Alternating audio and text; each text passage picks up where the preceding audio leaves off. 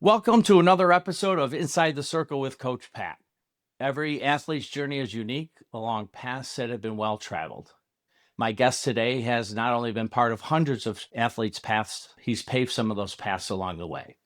Today, we'll talk about recruiting, we'll talk about national programs, we'll talk about tournaments, and we'll finish with a very important program, Empowering Girls for Life. Bill Conroy, welcome Inside the Circle.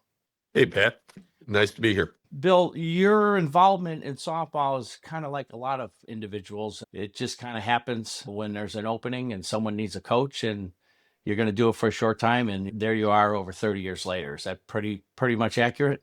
Yeah, I would say that's pretty accurate. Just was involved with baseball, just helping some friends who had kids, got married early. And all of a sudden, the Beverly Rec League said that they were going to have to start a girls program, a fast pitch program, or they'd lose their little league charter. So everyone looked at me since I was the only one without kids. And I said, sure, I'll do it. I wasn't real happy about it, but after coaching girls, didn't take long to realize I enjoyed coaching the girls better than the boys. You didn't have to cuss at them to get their attention, and just they were easier to coach at 7th, 8th grade level. So I enjoyed it more. You and I have talked previously about our backgrounds with wrestling. And prior to being in softball, I was in wrestling too. And I often tell people, I don't know if I can go back to coaching boys. After coaching girls, it seems to be a little bit easier, particularly at those early teen ages, the 7th and 8th grade ages. So your story is that you started this and then all of a sudden you get into the Beverly Bandits. And what I want people to understand is it didn't just happen overnight. It's been a very successful program for decades now. But there is a process. There's some learning curves. There's some learning moments that all lead to something down the road. So how long did that kind of take before you were a full-fledged Beverly Bandits team? Well, the first year of the rec ball, we had 4 teams at 10, 12, and 14 and under. So I happened to coach a team at each of the 3H levels, 10, 12, and 14. I commingle our practices and make it fun for the kids. But I happened to win at all 3H levels. And so I got to pick the all-star teams. And it was interesting. First, I went out there to Beverly versus, it was Mount Greenwood, and found that we were pitching all year as hard as we could and did not know what a windmill was. So I asked the umpire, who's still around, Doug, I asked him, is this legal? And he said, she's not crow hopping. And I said, what is crow hopping? I said, that's legal. I had everyone in the organization that wanted to go at 10, 12, and 14 end up going through pitching lessons. And we cut it down in half. And I paid for everything. Once it got down to, I think it was 32 kids, I had them go for the rest of the year. And they picked up velocity, and we ended up becoming much better. By 2001, we were nationals and had gotten some good recognition as being one of the better programs in the country, maybe the best in the Midwest at our age division.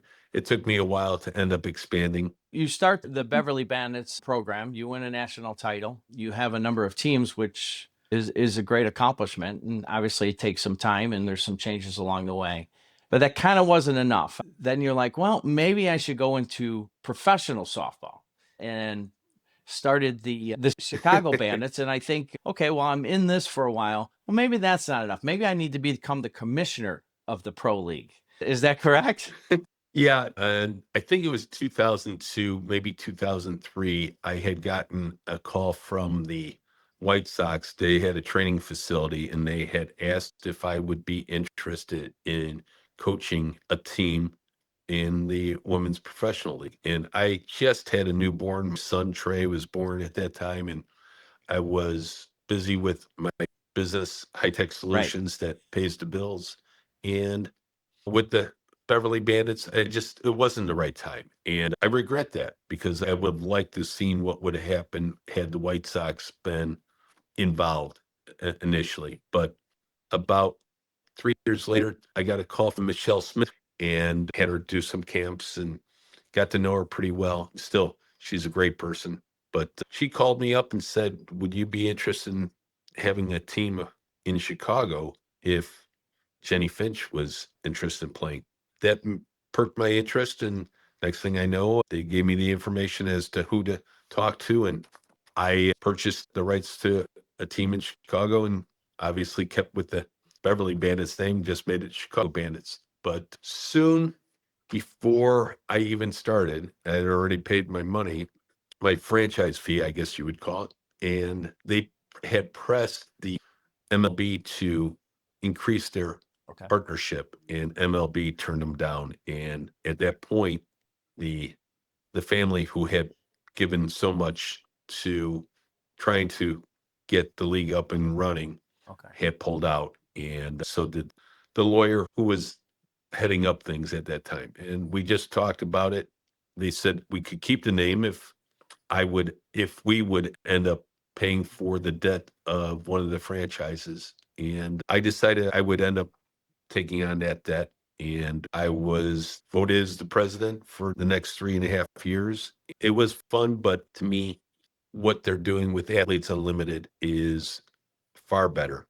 You have owners and financial support that are doing things the right way. And it was costing $25,000 for every game I put on TV, and you're only generating about $10,000 a game. So it's costing you 15,000 besides the salaries and everything. But the people that are doing it now, I think they have the right mindset and they have the right financial support.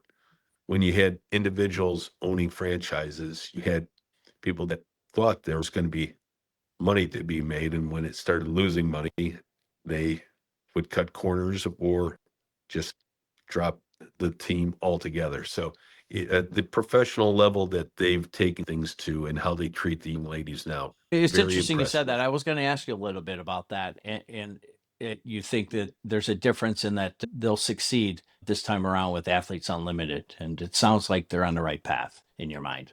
In my mind, yeah, I was there for their looking, and I think they have the right person in charge. And they have some of the key people that were legacies like Jenny and Kat Osterman and Monica Abbott, and people involved with the game that were so important back in the early 2000s. And I think that concept is still the strength of United States sports. And I understand it wasn't working in its previous business model, so you got to try something different.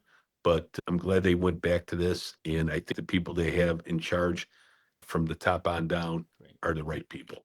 I still own the trademark, and I never would end up keeping anybody from using it. I just want to always be able to have my Beverly Bandits. And So also, they're playing at a park that was established when you had the Bandits.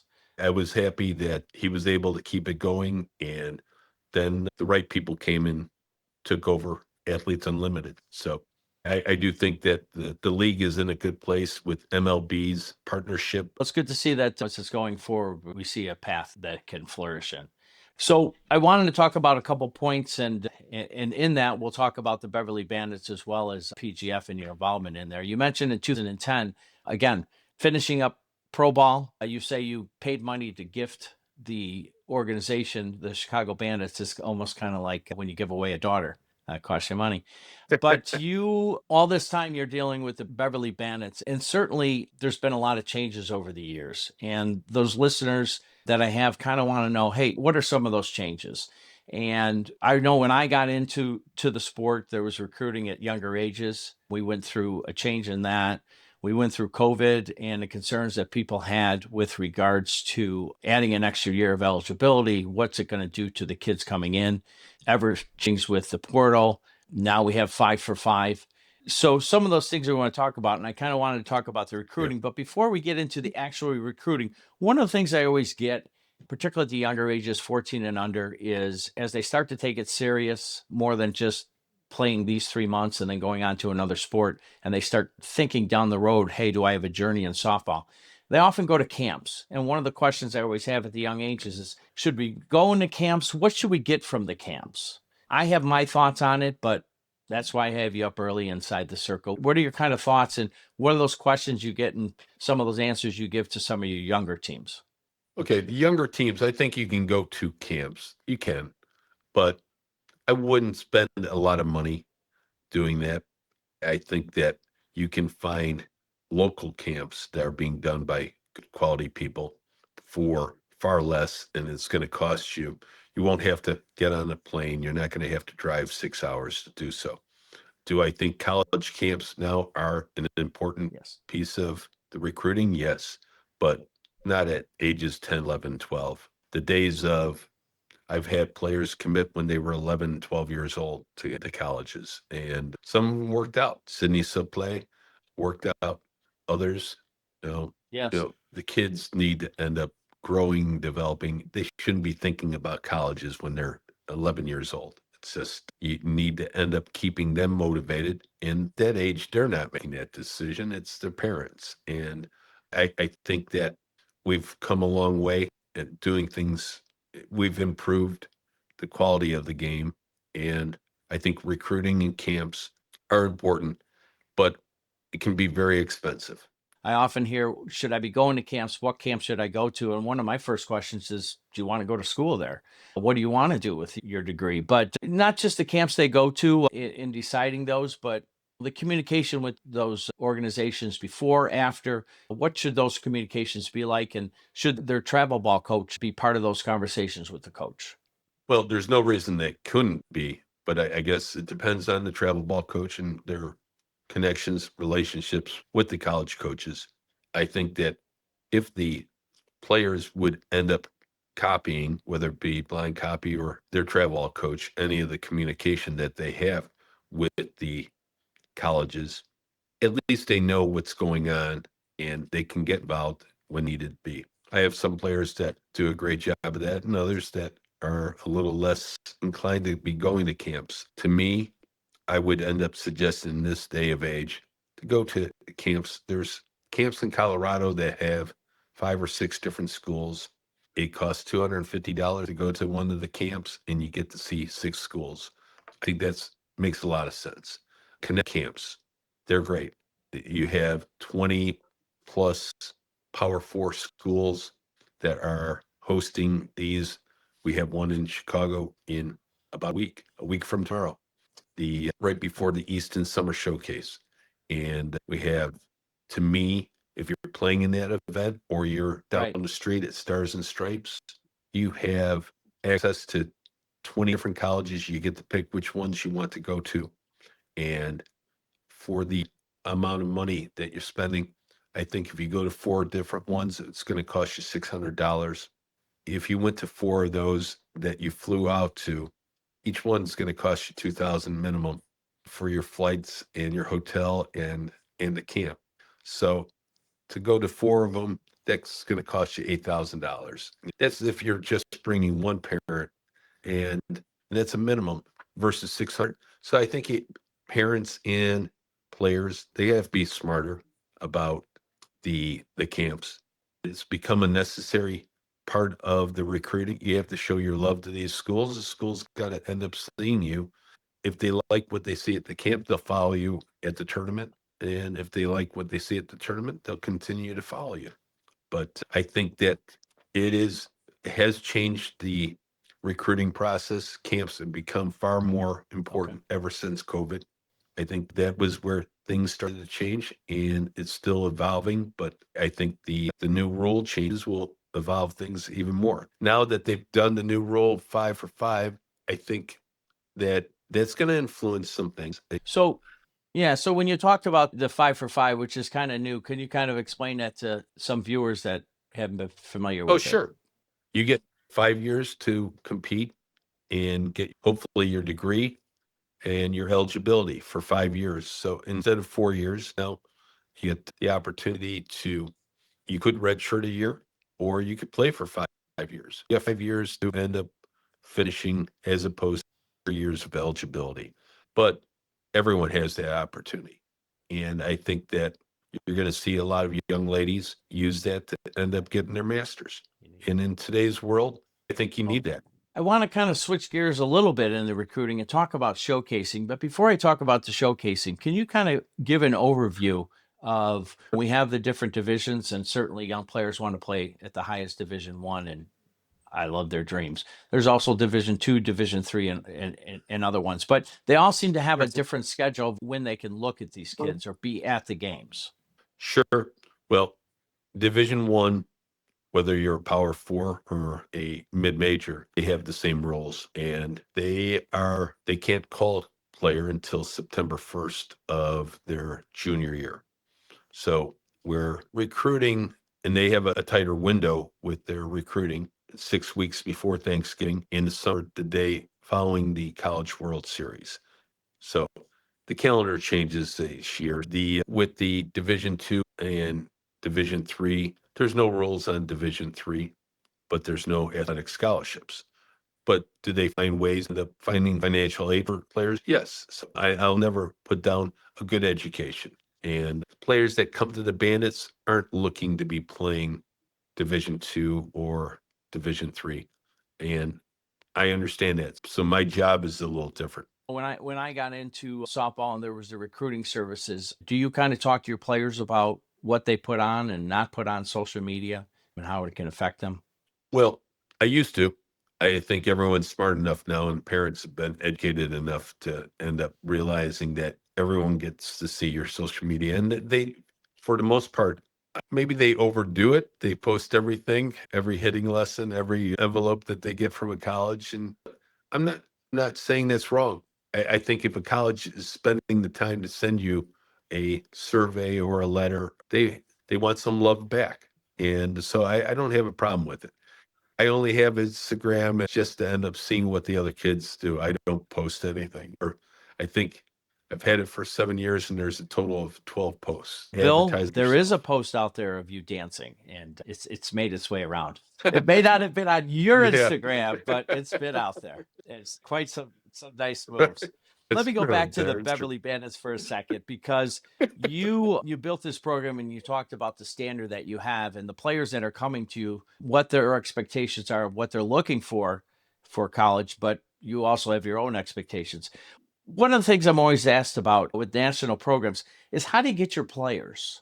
They're sometimes they're local teams that expand and grow organically, but certainly whether it's the Beverly Bandits or some other teams, when you go to their websites and you see their players are really kind of from all over. So it's kind of twofold. One, I always get asked, where do these players, how do they contact these teams? Do they have tryouts? And certainly what you do with the Bandits might be different than someone else. And the other question I'm always asked is, how do they practice, and as well as roster sizes?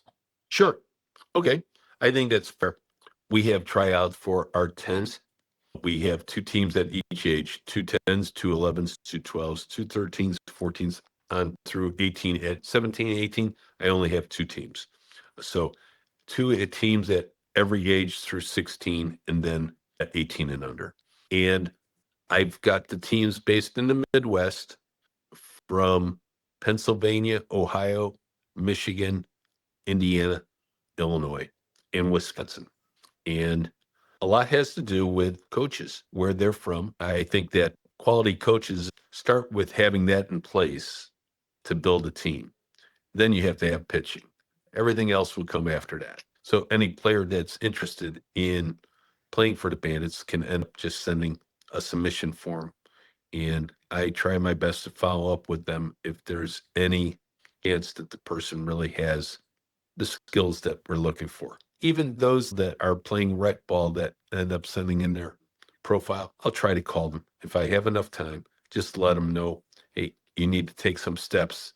You don't go from rec ball 12 and under to playing at national level. There's some steps in between there. I'm a recruiter by nature, and I think that the days of having to call players has dwindled. When I first started, it was trying to get somebody's phone number and trying to pitch them to come to the Bandits. And as we built a reputation, like most other programs that have, people come to you as opposed to you having to come to them. You got to find the right fit. You don't want to be sitting on a bench. It'd be like going to work for 4 years and never getting paid. You have to do the work and you get no benefits. That sounds like That's no someone that fun, runs a travel program. Yeah, I think to me, you'd have to. Yeah. Well, you were a wrestler, Pat, and No. I don't know if you wrestled in college, but if you go to college and you end up wrestling and there's nobody in the stands and you're putting in all this work, it's not fun. I want to kind of talk about philosophies of coaching. And the reason is there are different philosophies. You seem to share one similar to myself. At the younger ages, certainly you have parent coaches a lot. Some coaches take their program and their teams from 8U all the way to 18. Other teams, as they move up, they change coaches, a different voice, maybe a parent coach, maybe not a parent coach. What's been your philosophy or what has worked for you with the Bandits? Have a 10 and under team that is based in Ohio that has parent coaches, former baseball player and a former softball player, a couple. And they also have Ronna Dorsey helping them out, who's a non-parent coach Right. who's been with us for years.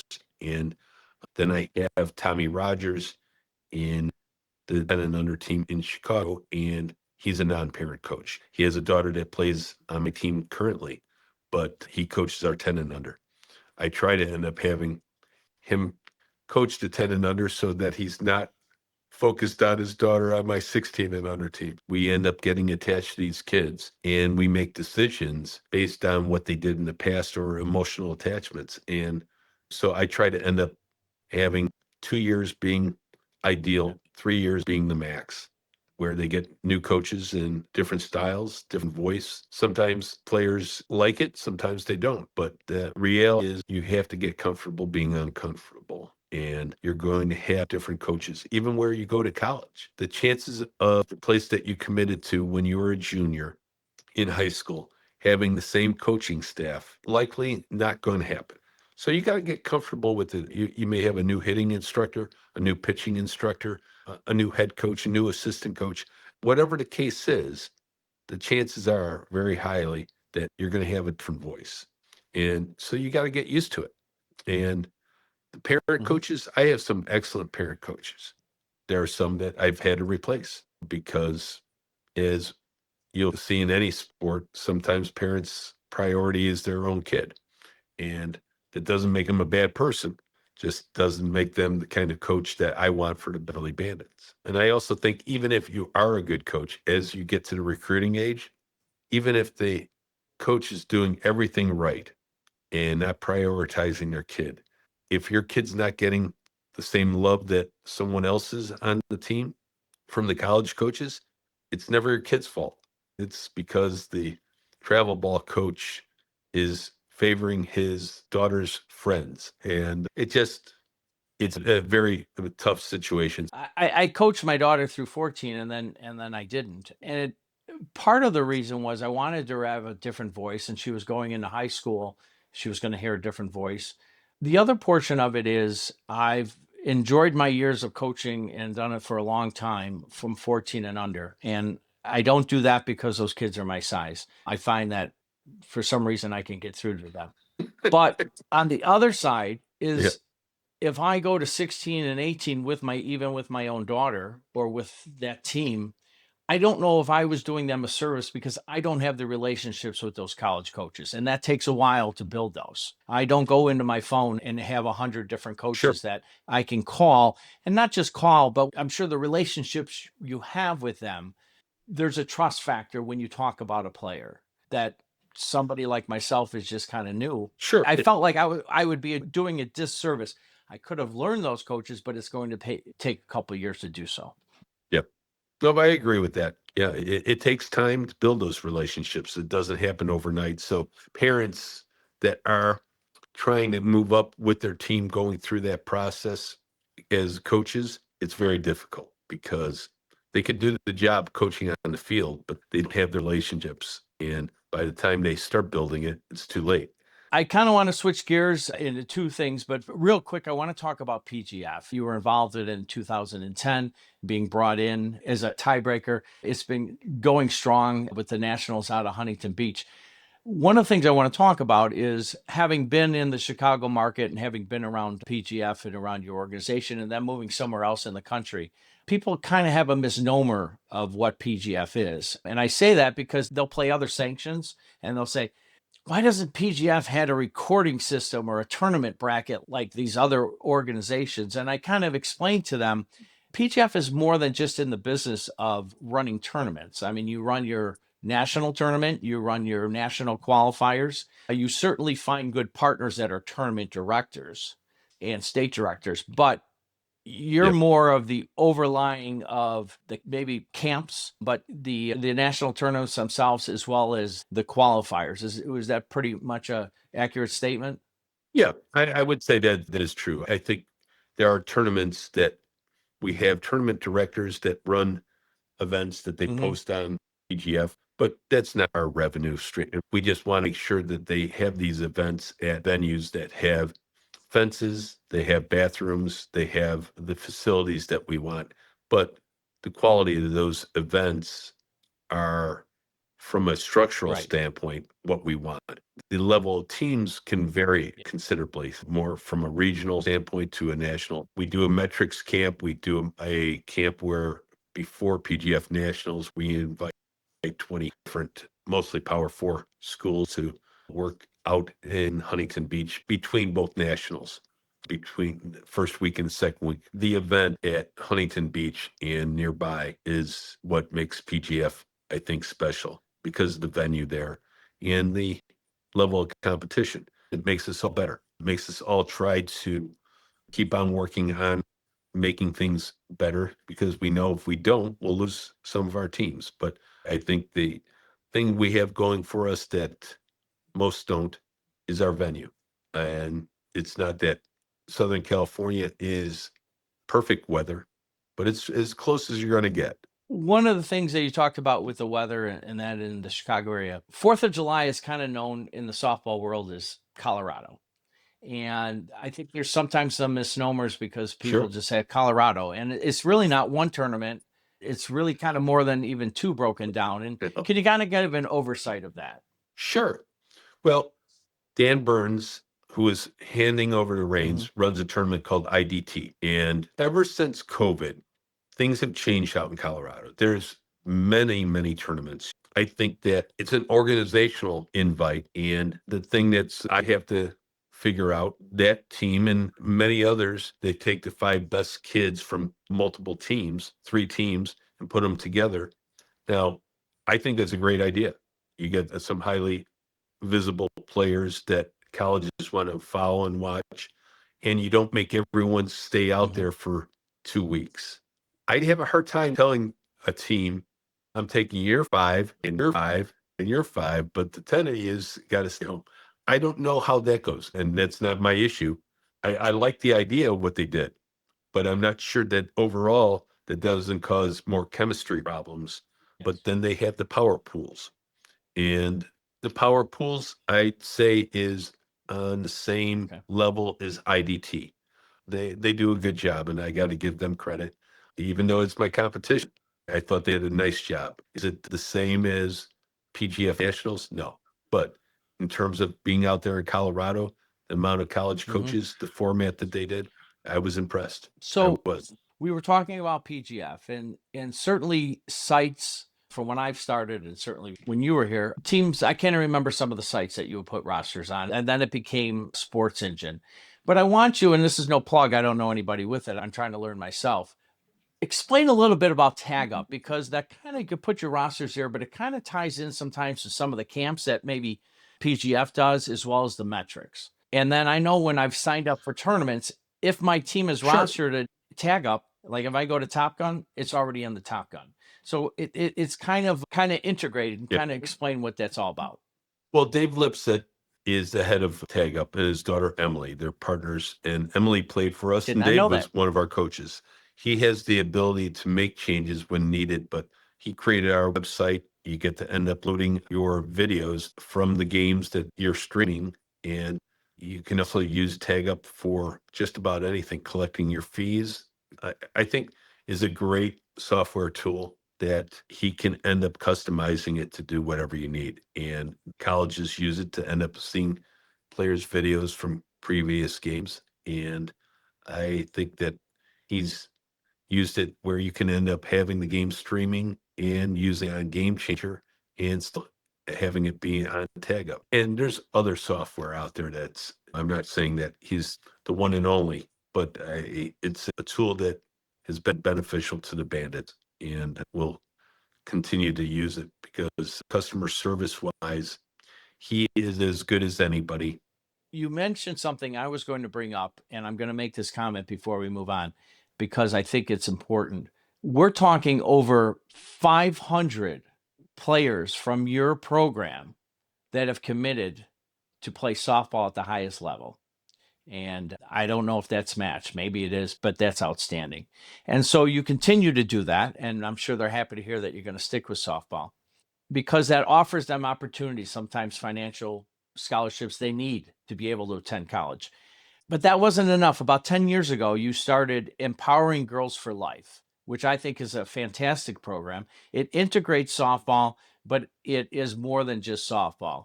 And I know you and I have had conversations because I would love to have something similar to down here in Florida or in the Southeast and have talked to people. But can you kind of explain the origins of that and really where it's grown to? Sure. This is our 9th year. It's going to be August 8th at the Westin Hotel in Lombard, and you can register at Empowering Girls for Life. It's free.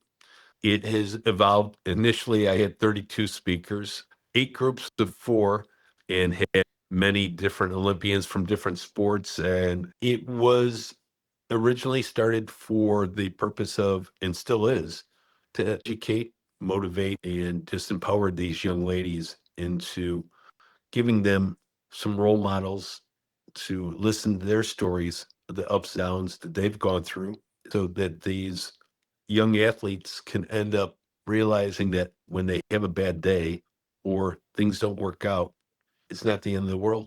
Keep on fighting. And everyone who made it to the top, none of them were placed there, and they all had to work there. And some of those obstacles, you had to take a step back, take 2 steps forward. I've had college coaches that have gone through lots of turmoil and personal health issues. And I think that Lonnie Alameda is speaking this year, and Lonnie battled through cancer. And so she's a great speaker, and really looking forward to hearing her story. I think that the purpose was to end up giving these young ladies role models and also understanding that you have to deal with adversity. And I think sometimes in today's world, everybody wants instant results. And when things don't work out, they jump ship and go somewhere else, whether it be college. If things don't work out, not playing because somebody's better than you end up packing your bags. And if you get some tough love, you miss a suicide and the coach is chewing you out. Coach has to be wondering when the kid goes in the dugout, is their phone going to ping that the kid's now in the portal? But Empowering Girls has grown from, now I end up having less speakers. I have a League of Lady Leaders, which is former players, several which were bandits that have gone on to do great things with their lives. And I think they're good role models for people that don't become professional players. They don't go to the Olympics, but they've done great things with their careers. And then I have someone talk That's about very mental important. wellness, that she's in charge of that at Florida State. Last year, we gave out $140,000 in scholarships. And today's age, with the cost inflation and the travel, I would love it by the time I do retire to end up having that be significantly more, so that we can end up helping all the middle class families be able to. There's great athletes out there that nobody ends up getting to see because they Right. can't afford it. And so I'd like to try to bridge that. This So is my way so of it's a doing that. free event for the attendees, but certainly they need to register ahead of time at empoweringgirlsforlife.com. And then you go and you have grown it to the level of not only are they getting the inspiration of not just their stories, but how to endure when things get tougher. You've turned around and been able to assist females with their financial obligations at $140,000. Yep, we gave out 32 scholarships last year, total of Wow. Wow. 140,000. My kids are past college. That's too late. That's outstanding. One thing before I let you go, and I appreciate you coming on today. When you agreed graciously to appear on my show, I went back in my closet. I was able to find something that has the Bandits as well as the PGF I logo see for you. that. So, yeah. Yeah. So I'm glad you appreciate that. We've talked a long time. I appreciate your time, but I think it was inevitable in the sense that what you've done in the sport and what you have paved the way for athletes, what you've done for the Beverly Bandits, your involvement with Empowering Girls for Life, as well as PGF, it doesn't happen overnight. And the one thing I would take from my time with you today is after October 15th, you're just getting going. I agree. His second win. I won't have the responsibilities of high-tech solutions anymore, so I can just focus on softball and empowering girls and things that I enjoy. Thanks for your time. Thanks for having me, and I'm sure we'll talk soon. Thanks for spending some time inside the circle with me today. If this episode hit home with you, please share it with another coach, parent, or player who needs to hear it. That's how we grow this community. We're in this circle together. You can find us on Apple Podcasts, Spotify, and YouTube. And if you want to stay connected, head over to CoachPatFastPitch.com to sign up for my newsletter. Until the next time, keep it in the circle. I'm Coach Pat, and I'll see you on the diamond.